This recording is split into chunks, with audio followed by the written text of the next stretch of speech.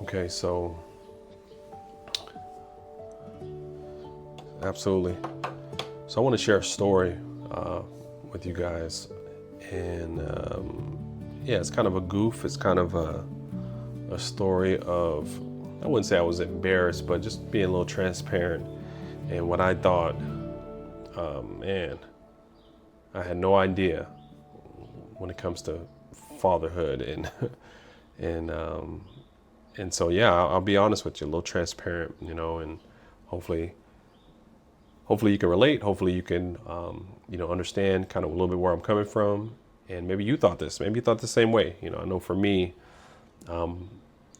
thinking that becoming a dad, becoming a father, was after I had my first child, and I learned really quickly that that was not the case. Malachi was born, first child, Malachi was born 21 years old when I was 21. And I thought I was going to learn every single thing that I needed to learn to be a dad. I was going to be well equipped. And what I realized later on was that the intentions were there. Like in my heart, I wanted to provide, I wanted to protect, I wanted to do everything I could for that little man. And so the intentions were there, but the actions hadn't caught up yet. And I think I see that, and I don't know, that was just for me. I don't know if you guys can relate, but there's so many times, because that was one child at 21. I'm on my fourth child now at 43. And so there's been lessons and lessons in life and lessons in learning that I've learned along the way. And it's very humbling. But you don't become a father. You're constantly becoming. You're constantly becoming more humble, more grateful, more caring, more considerate. You're constantly becoming more of a man, more of a leader. And I don't mean to sound like there's this just huge amount of pressure, and it's almost like it's impossible kind of feat, but it's not an impossible feat, right? Because everything that I needed to learn and do as a father when my first child was born at 21, I was able to do it. Everything that was expected of me was met. Did I fall short? Of course I fell short. Did I make mistakes? You're dang right I made mistakes. Up until my second child, Kayci, I was a little older, about 24 years old. Okay, a little bit more wisdom, a little bit more confidence, knowing that my intentions was to take care of this little girl. My intentions were to protect this little girl. Now all I needed to do is allow my actions to catch up. It's as simple as that. I don't know if you guys can relate. I don't know if you guys, I look at that like I look at anything else. I look at that in sports. I look at that at my job. Like if I'm trying to be good at something, it's not guaranteed. Success, fatherhood is not guaranteed. Because you have a baby doesn't mean that you'll become a father. It's optional. You got to choose to fall flat on your face and get back up. You got to choose to continue to grow and want to be better and be wrong a lot.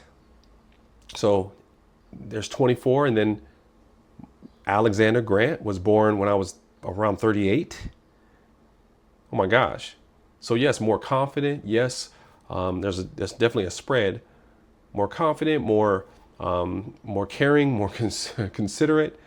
But I was a little out of touch. Obviously, I forgot what it really meant to be tender, to use a tender tone, to be gentle. So Alex brought that reminder for sure, straight up. Okay, and so that's one of the things, for me, the mistakes that I made, thinking that the first child was going to teach me everything. And so, yeah, if you guys can relate, if you guys have more than one children, you guys can probably agree that you're almost a different dad with every child. I'm so grateful that my kids created that. They pulled a different dad out of me, right? And now I feel like I'm four dads, all in one, still becoming. People keep asking me, are you done yet? I don't even know the answer. We're talking about legacy now at this point. I was just talking to a colleague, today before I left the office, and he was talking about like being in a different position to now give to our kids more than I was able to give to my first child. Put them into sports, do certain things for them, fly them out, just do different things for them. And so I'm in a better place now than I was before, right? And so that's just the way it goes. If you it grows, you're going to learn more, you're going to become more, you're going to become more valuable. And so yeah, that was one of the things that I really thought, man, you couldn't have told me that I wasn't the best dad, I wasn't the best father. And it was my intentions, but my actions hadn't caught up yet. Right. So again, I think one of the biggest lessons from that is just, it doesn't stop. Being a dad doesn't stop. Being a father doesn't stop. It doesn't stop. And why should it? You're alive, ain't you? Your kids are still in your life, ain't you? You want the relationship to grow, don't you? And those are the questions that I would ask myself. So get up and do it. Get up and go. Get up and keep growing. Keep reconnecting. Keep putting yourself out there, potentially getting it wrong,